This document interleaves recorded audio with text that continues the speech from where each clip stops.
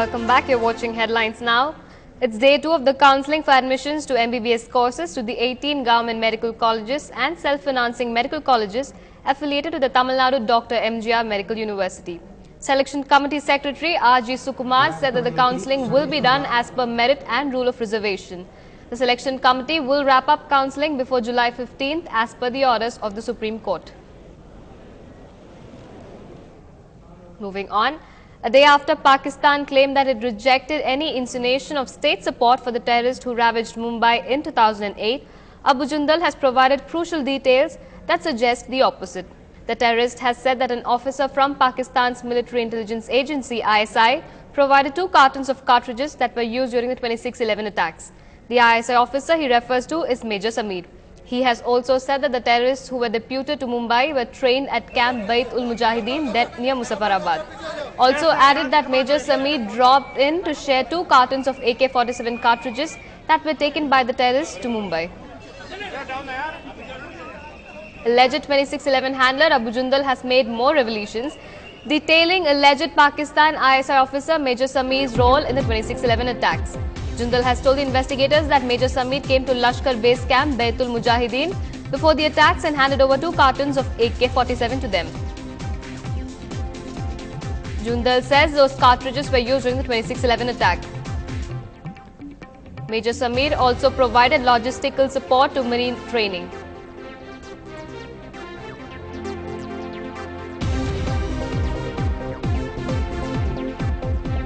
Jundal has also revealed that another alleged ISI officer, Colonel Hamza, made sure that Jundal never got arrested. Jundal went to meet Zakiur Rahman in jail after he was arrested.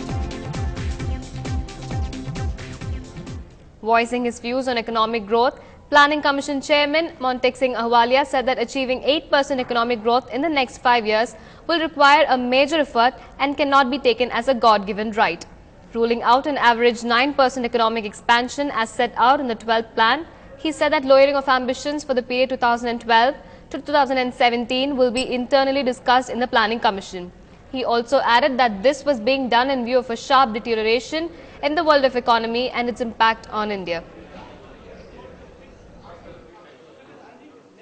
We have to make that decision. Now, my personal view is that at the time of the approach paper, a year ago, we had targeted a 9% average growth. I think given that the world economy deteriorated very sharply over the last year, and I think the growth rate in the first year of the 9th plan has to be somewhere between 6.5% and 7%. Yes, sir. It is not possible to think of an average of 9%, but this is a view that the Planning Commission has to take. I think somewhere between 8 and 8.5 is feasible, but you know, when I say feasible, even that will require major effort. In fact, during this meeting with the states, we are going to make the point that we should not just say that, you know, if we do A, B and C, we can do 8.5. BJP leader Yashwant Sinha has lashed out at Prime Minister Manmohan Singh over his failure to effectively combat economic slowdown, despite remaining in power for almost 8 years. Sinha also blamed the federal government for not developing consensus with regard to initiating economic reforms in the country. He also alleged that Manmohan Singh had defended corrupt ministers and added that he would have continued to do so if the country's apex court had not intervened. They're all platitudes. You see, the problem with Manmohan Singh has been that he has always acted as a consultant to the government, saying what should be done, what need not be done. You know, he's been Prime Minister for 8 years. Before that, he was Finance Minister for 5 years. And clearly, he had all the opportunity in the world to implement what he believes in. Now, at the end of 8 years, he cannot say this should be done, that should be done. In what comes as a relief for Narendra Modi, he will not be charged with contempt of court for refusing to sanction the prosecution of one of his ministers in Gujarat. The Gujarat High Court dismissed a petition that wanted the Chief Minister to be held in contempt for failing to follow the court's orders while deciding whether Purushottam Solanki, a cabinet minister, should be prosecuted for corruption. The High Court further added that the cabinet should forward documents related to its decision to the governor, who will then decide whether to accept or reject the Chief Minister's decision. There is growing support for Rishiraj Singh, the Joint Director of CBI in Mumbai, who has been taken off the Adarsh Society case and transferred to the Economic Offences Wing. The Maharashtra wing of the BJP has written to the Prime Minister and Home Minister asking them not to transfer the official. The letter says that transferring the officer at a time when investigations are still on is inappropriate and it should be stopped. Incidentally, Rishiraj's transfer orders came just a day after the CBI filed charge sheet in the Adarsh housing scam. The Enforcement Directorate has been granted permission to quiz Jagan Mohan Reddy in the alleged illegal assets case. The Directorate had filed an application in court asking for permission to question Mr. Reddy as he was earlier chairman of Jagati Publications, which publishes Telugu daily Sakshi.